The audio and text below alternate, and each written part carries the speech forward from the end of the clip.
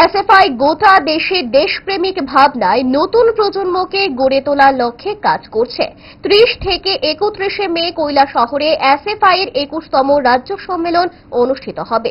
রাজ্য সম্মেলনের সফলতা কামনায় জিতেন্দ্র চৌধুরী শুভেচ্ছা বার্তা জানান।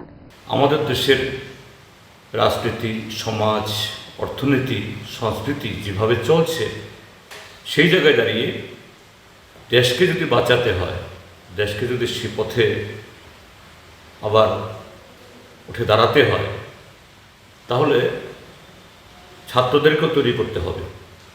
এবং এই মুহূর্তে এসএফআই ছাড়া ভারতবর্ষে সেরকম দায়িত্বশীল, সেরকম দেশপ্রেমিক ভাবনায় নতুন প্রজন্মকে গড়ে তোলার অন্য সংগঠন সেখানে সেভাবে কেউ কাজ করতে পারছে না।